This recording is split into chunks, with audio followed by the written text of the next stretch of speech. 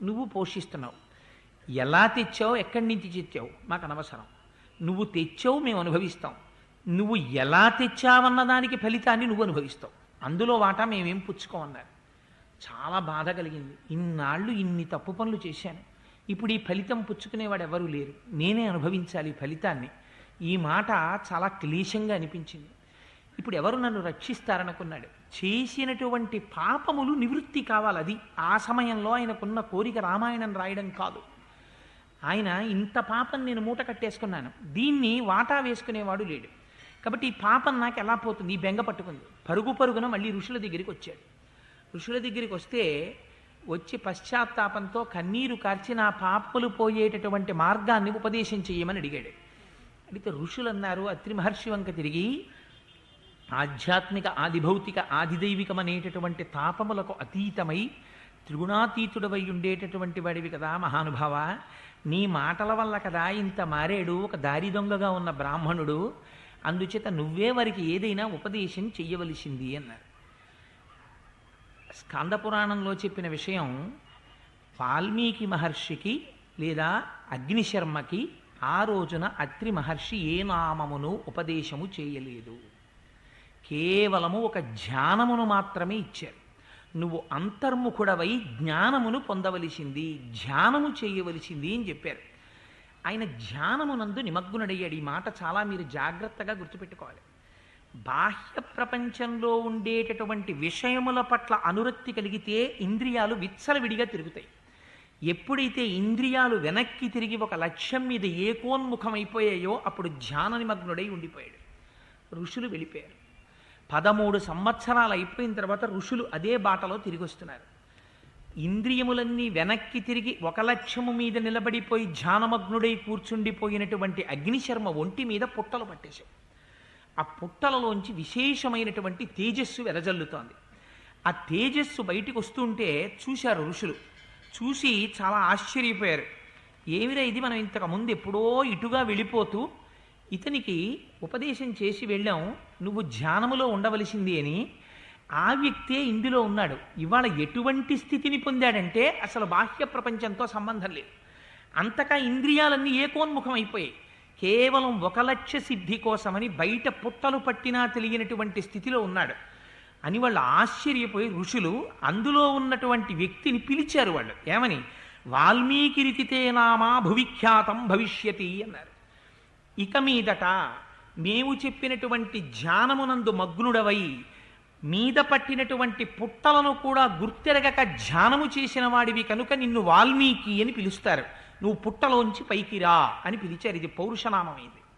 అందుకని వాల్మీకి స్వతసిద్ధమైన పేరు కాదు, ఆయన పేరు అగ్నిశర్మ. ఆయన భారద్వాజ గోత్రీకుడు, సద్బ్రాహ్మణుడు. ఆ పుట్టలోంచి బయటికి వచ్చాడు. వచ్చిన తరువాత ఋషులందరికీ పాదాలకి నమస్కారం చేశాడు. నన్ను ఏం చెయ్యమంటారని అడిగారు. అడిగితే నువ్వు ఉత్తరాభిముఖుడవై వెళ్ళి భగవద్ధ్యానం చేయమన్నారు. ఆయన కుశస్థలీ మధాగమ్య సమారాధ్య మహేశ్వరం అన్నారు. కుశస్థలి అనబడేటటువంటి ప్రదేశానికి వెళ్ళి విశేషంగా పరమశివుణ్ణి ఆరాధన చేశాడు. పరమశివ ఆరాధన చేస్తే ఆయనకి కలిగినటువంటి ఫలితం ఏమిటో తెలుసా అండి? 3 మూర్తులకును 3 లోకములకు 3 కాలములకు మూలమగుచు భేదమగుచు తుదిక భేదమయ్యొప్పారు బ్రహ్మమనగ నీవే పాలనయన. ఒకే పరబ్రహ్మం సృష్టి స్థితి లయ చేసేటప్పుడు, సృష్టి చేసేటప్పుడు బ్రహ్మగా ఉంటుంది, స్థితి చేసేటప్పుడు శ్రీ మహావిష్ణువుగా ఉంటుంది, లయ చేసేటప్పుడు పరమేశ్వరుడిగా ఉంటుంది. అందుకని ఒకే పరబ్రహ్మాన్ని 3గా ఉంటుంది కనుక అపారమైన శివారాధన చేసినటువంటి ఫలితం చేత మహేశ్వరానుగ్రహంతో విష్ణు కథ చెప్పేటటువంటి అదృష్టాన్ని వాల్మీకి పొందాడు. విష్ణు కథ చెప్పడానికి ఉపదేశం చేసిన వారెవరు? బ్రహ్మగారు ఉపదేశం చేశారు. ఇప్పుడు వాల్మీకి ఎవరి అనుగ్రహాన్ని పొందాడు? త్రిమూర్తుల యొక్క అనుగ్రహాన్ని పొందాడు. చేసినది మహేశ్వరారాధన, పొందినది బ్రహ్మగారి యొక్క అనుగ్రహం, చెప్పినది శ్రీ మహావిష్ణువు యొక్క కథ. అందుకని ఈ ముగ్గురి యొక్క అనుగ్రహాన్ని పొందినటువంటి వాడు కనుక పౌరుషనామంతో ఆయన్ని వాల్మీకి అని పిలిచారు. అటువంటి అగ్నిశర్మ ఆ వాల్మీకి మహానుభావుడు ఆయన రామాయణాన్ని రచించవలసినటువంటి సమయం ఆసన్నమైంది. ఆసన్నమైతే బాలకాండలో మొట్టమొదటి శ్లోకాన్ని రచించారు. ఏమని? తపస్వాధ్యాయ నిరతం తపస్వీ వాగ్విదాంవరం నారదం పరిపప్రచ్చర్ వాల్మీకిర్మునిపుంగవం. తపస్వి అయినటువంటి వాల్మీకి, తపస్సు స్వాధ్యాయ నిరతుడైనటువంటి వాడు, ముని అయినటువంటి వాడు, గొప్ప వాగ్విదాంవరుడైనటువంటి నారద మహర్షిని పరిప్రశ్న చేశాను. ఇది ఏదైనా ఆదికావ్యాన్ని ప్రారంభం చేసే ముందు ఒక పరమోత్కృష్టమైనటువంటి మాటతో ప్రారంభం కావాలి. జీవితంలో రామాయణం మనకి నేర్పేటటువంటి సందేశం ఏమిటో తెలుసా అండి? నువ్వు ఏ పని చేసినా అన్నిటికన్నా జీవితంలో గొప్పదేది? గురువుగారిని తలుచుకోవడం కన్నా గొప్పది వేరొకటి లేదు. అందుకే మనం పూజ చేసిన గురుర్బ్రహ్మ గురుర్విష్ణు గురుర్దేవో మహేశ్వర గురు సాక్షాత్ పరబ్రహ్మ తస్మై శ్రీ గురవే నమః అంటాం. గురువుని తలుచుకోవడం, గురువు చెప్పినటువంటి మాటలను జ్ఞాపకం తెచ్చుకోవడం, ఇంతకన్నా గొప్ప మంగళాచరణం ప్రపంచంలో ఉండదు. అందుకని తనకి గురువుగా ఆనాడు పరిప్రశ్న చేస్తే ఎవరు రామాయణాన్ని భాషింపచేశారో ఆ నారద మహర్షిని జ్ఞాపకం తెచ్చుకుంటున్నారు. ఎటువంటి వాట నారదుడు?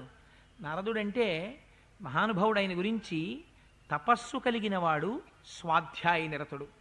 తపస్సు అంటే కృచ్ఛ చాంద్రాయణాది వ్రతములను ఆచరించి నిత్య నైమిత్తిక కర్మలను సక్రమంగా అనుష్ఠానం చేస్తూ ఈ శరీరమునకు ఉండేటటువంటి జ్ఞానేంద్రియ కర్మేంద్రియ సంఘాతము విషయ ప్రపంచం వైపుకి తిరగకుండా వాటిని వెనక్కి తిప్పి శరీరాన్ని జాగ్రత్తగా సాత్వికమైనటువంటి పదార్థము చేత మాత్రమే పోషించి ఆ ఇంద్రియములను భగవంతుడి వైపుకి తిప్పి నిరంతరము ఈశ్వరుడి గురించి తపించినటువంటి వాడెవరుంటాడో వాడు తపస్వి. అందుచేతనే అటువంటి తపస్సు చేత ఏమవుతుంది? వారు నిత్య నైమిత్తిక కర్మాచరణమునందు వైక్లభ్యమును పొందరు. నిత్య కర్మ అంటే మనం ఎట్టి పరిస్థితులలోనూ చెయ్యవలసినవి కొన్ని ఉంటాయి. అది మీరు ఏ కారణం చేత ఆపడానికి వీలు లేదు. సంధ్యావందనం ఉంటుంది. సంధ్యావందనాన్ని మీరు ఏ కారణం చేత ఆపడానికి వీలు లేదు. మీరు క్షేత్రానికి వెళ్ళారు, కూర్చుని సంధ్యావందనం చేసుకోవలసిందే. మీరు ప్రయాణంలో ఉన్నారు, సంధ్యావందనం చేయవలసిందే. ఎక్కడ ఉన్నా సంధ్యావందనం మాత్రం చెయ్యాలి. దీన్ని నిత్యకర్మ అంటారు. నైమిత్తిక కర్మ అని ఉంటుంది. నైమిత్తికము అంటే ఒక్కొక్క పర్వదినం వస్తుంది. ఇవాల్టి రోజున పరమోత్కృష్టమైనటువంటి రోజు, గురువారంతో కూడుకున్నటువంటి పుష్యమాసంలో వచ్చినటువంటి ఏకాదశి దినం. ఇది చాలా గొప్ప రోజు. అందుకనే ఈరోజు రామచంద్రమూర్తి రామాయణాన్ని ప్రారంభింపజేశారు. సరే, అలా నైమిత్తికము అంటే కొన్ని ప్రత్యేకమైనటువంటి రోజులలో చేయవలసినటువంటి ప్రత్యేకమైన కర్మలకి నైమిత్తిక కర్మలని పేరు. నిత్య నైమిత్తిక కర్మలను రెండిటినీ చేస్తూ నిరంతరం భగవంతుడి గురించినటువంటి ఆలోచన చేస్తూ కృచ్ఛ్రాంద్రాయణాది వ్రతములను ఆచరిస్తూ ఎవరు ఉంటారో అటువంటి వారిలో సత్వగుణం, గొప్ప శుద్ధ సత్వము ఆవిర్భవిస్తుంది. ఆ సత్వగుణం దేనికి ప్రాతిపదిక అవుతుంది? వేదాధ్యయనమునకు ప్రాతిపదిక అవుతుంది. అటువంటి వాడు వేదాధ్యయనం చేస్తాడు. ఆ వేదం ఒకనాడు ఎందుకు పనికొస్తుంది? బాహ్యంలో యజ్ఞయాగాది క్రతువులను చేసి ఇహమునందు పొందవలసినటువంటి సమస్త సౌఖ్యములను పొందడానికి వేదమే ఆధారం కాదు. ఇతర లోకములలో పొందవలసినటువంటి ప్రయోజనాలకి వేదమే ఆధారం కాదు. ఇంకా వేదంలో మీరు జ్ఞానకాండలోకి వెళ్ళారనుకోండి, అసలు మళ్ళీ ఈ శరీరంతో పుట్టవలసినటువంటి అవసరం లేనటువంటి జ్ఞానాన్ని పొందడానికి కావలసినటువంటి సమస్త సంభారములు వేదము నుంచే మనకు వస్తాయి. అందుకని ఏమవుతుంది? నిత్య నైమిత్తిక కర్మాచరణము కలిగినటువంటి తపస్వి అయి స్వాధ్యాయ నిరతుడై, అది ఎప్పుడు నిరంతరము, ఒకప్పుడు ఇంకొకనాడు కాదు, అది ఒక అలవాటుగా తాను చేయకుండా ఉండలేక నిరంతరము వేదమును మననం చేస్తూ, ఇది ముని అంటే మననము చేయువాడు. ఎందుకు మననం? మననము అంటే మనస్సు యొక్క ధర్మము. జ్ఞాపకం పెట్టుకోండి. మనస్సు ఏం చేస్తుంది? మీకు ఏ వస్తువు పట్ల ప్రీతి ఉందో ఆ వస్తువు చుట్టూ తిరుగుతుంటుంది. మిమ్మల్ని మీరు ఎప్పుడైనా ఒక్కసారి పరిశీలన చేసుకోండి. మీకు ఏ వస్తువు పట్ల చాలా ఇష్టం ఉందో ఆ వస్తువు చుట్టూ మనస్సు తిరుగుతుంది. అదే మనస్సుకున్నటువంటి గొప్ప బలం, అదే మనస్సుకున్న గొప్ప బలహీనత. మీరు పూజ చేస్తూ ఉండండి, అది తనకిష్టమైన వస్తువు దగ్గరికి వెళ్ళిపోతుంది. మీరు మనస్సుకి తీసుకెళ్ళి భగవంతుణ్ణి ఆలంబనంగా ఇవ్వడం అలవాటు చేశారనుకోండి, ఇస్తే తపస్సు చెయ్యడం ప్రారంభం చేస్తే ఈ మనస్సు క్రమంగా భగవంతుడి చుట్టూ తిరగడం ప్రారంభం చేస్తుంది. అందుకని ఏమవుతుంది, మననము చేయువాడు ముని తనంత తాను ఎప్పుడూ మననం చేస్తూ ఉంటాడు. దానికి ఒక ప్రయోజనం ఉంటుందా? ఏం ప్రయోజనం ఉండదు. అలా మననం చేయకుండా ఉండలేడు. మనస్సు ప్రీతిపాత్రమైన వస్తువు చుట్టూ పరిభ్రమించినట్టు ఎప్పుడూ భగవంతుడి చుట్టూ మనస్సు తిరగగలిగినటువంటి స్థితిని పొందినటువంటి వాడై నిరంతర మననశీలుడై తపస్సు చేసి స్వాధ్యాయ నిరతుడై వీటన్నిటి చేత తాను పొందినటువంటి అనుభవం ఏదైతే ఉంటుందో, జ్ఞానం ఏదైతే ఉంటుందో, దాన్ని ఇతరులకి బోధ చేసేటప్పుడు అరటిపండు ఒలిచి నోట్లో పెట్టినంత సులువుగా అవతల వారిలో ఉండేటటువంటి అజ్ఞానమును దహించి జ్ఞానమును అందించగలిగినటువంటి వాగ్వైభవం ఎవరికి ఉంటుందో అటువంటి వాడు జ్ఞానమును ఇయ్యగలిగినటువంటి వాడు. వాడెవరు? సాక్షాత్తు గురువు. గుకారస్యంధకారస్యాత్ రుకారస్త నిరోధకృత్ అంధకార వినాశిత్వాత్ గురురిత్యభిధీయతే. ఎవరు అంధకారాన్ని పోగొట్టి జ్ఞానం ఇస్తున్నాడో వాడే గురువు. అజ్ఞానం తీసేదొకడు, జ్ఞానం ఇచ్చేదొకడు ప్రపంచంలో ఉండడు. ఎందుకనంటే లైటు వేశామండి చీకటి పోయిందండి అనరు. లైటు ఉంటే చీకటి ఉండదు, చీకటి ఉంటే లైటు లేదు. జ్ఞాపకం పెట్టుకోండి. దీపం ఉన్నది, చీకటి ఉండదు. చీకటి ఉన్నది, దీపము పెట్టలేదు. ఒకటే నిజం. అంచేత అజ్ఞానము పోయినది, మళ్ళీ ఇంకా జ్ఞానం ఒకటి బోధ చేయడం ఏమి ఉండదు. అజ్ఞానం పోవడం అంటే జ్ఞానమే మిగులుతుంది. ఇంకా జ్ఞానము కలిగినది, అజ్ఞానము పోయినది.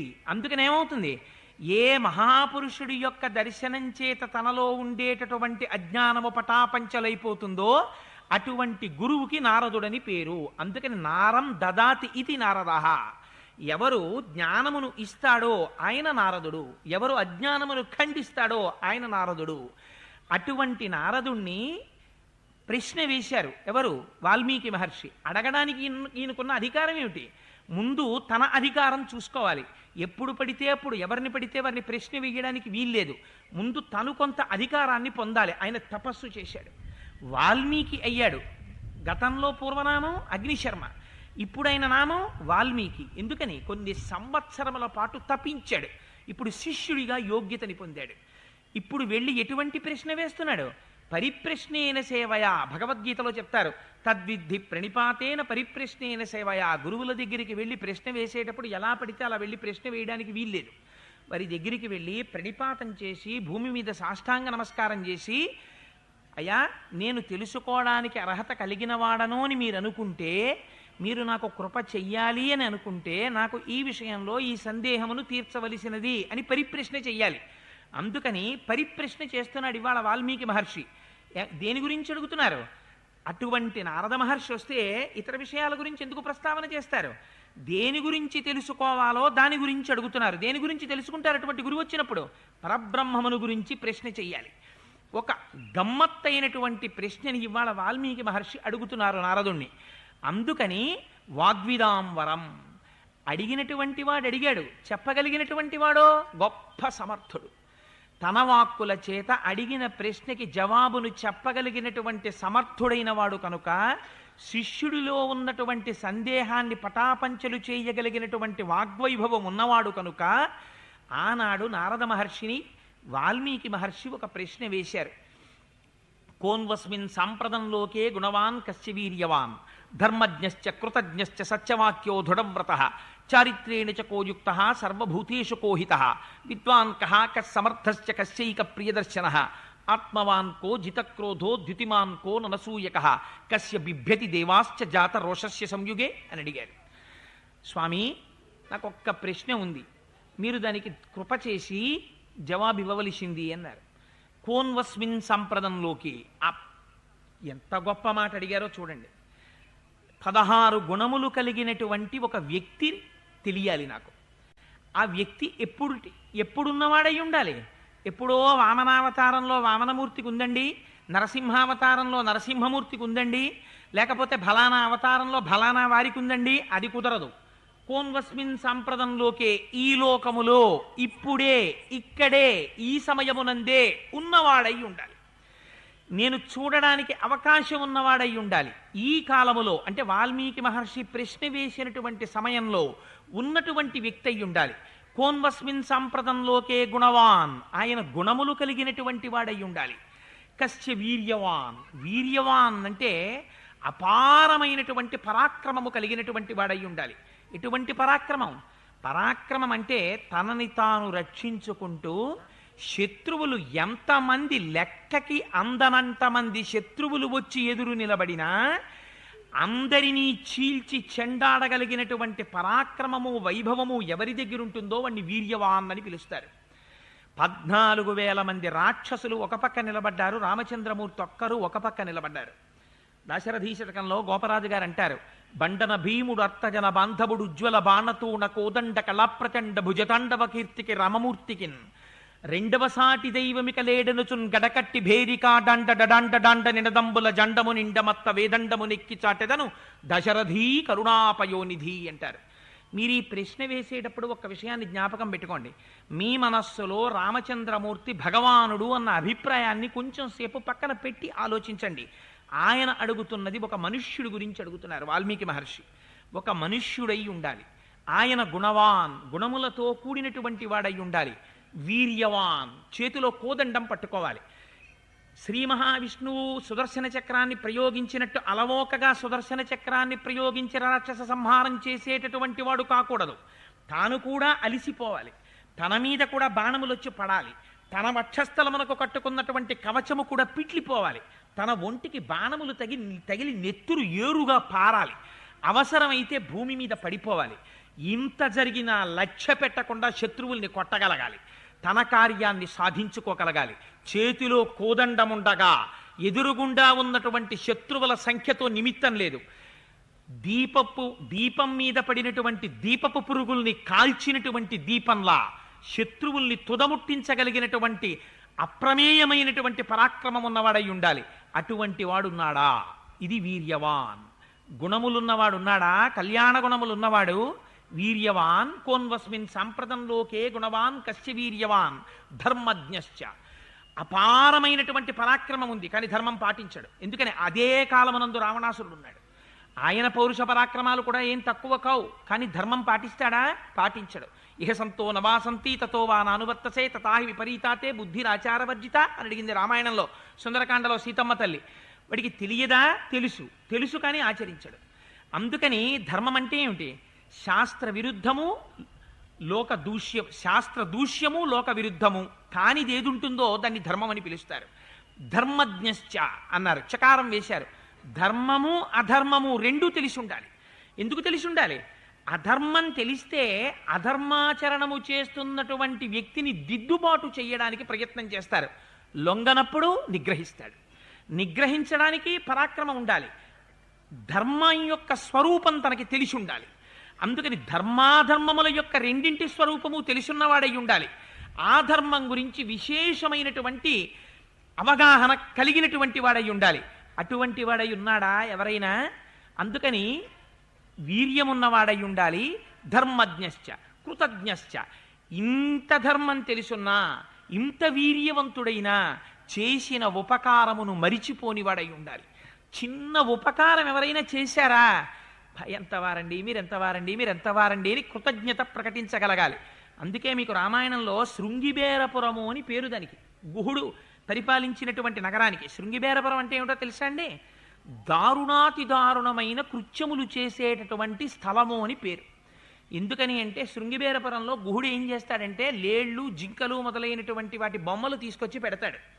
పెడితే ఆ చుట్టుపక్కల ఉన్న లేళ్ళు, జింకలు చూసి మన జాతికి చెందిన జంతువులే ఇక్కడ ఉన్నాయని పరిగెత్తుకుంటూ వస్తాయి. వస్తే అప్పుడు వాటిని వల వేసి పట్టుకుంటాడు. పట్టుకుని వాటిని సంహరించి వాటి మాంసం తిని వాటి చర్మాన్ని ఉత్తరిస్తాడు. అంత క్రూరమైన దృష్టితో పనిచేసేటటువంటి వాడు ఉన్నాడే, అటువంటి గుహుడు రామా నేను నీవాడనయ్యా అన్నాడు. రాముణ్ణి ప్రేమించాడు. ప్రేమించినంత మాత్రం చేత తనకి పట్టాభిషేకం జరుగుతుంటే నాకు తగిన దీటైన స్నేహితుడయా గుహుణ్ణి తీసుకురా అని హనుమని పంపించారు.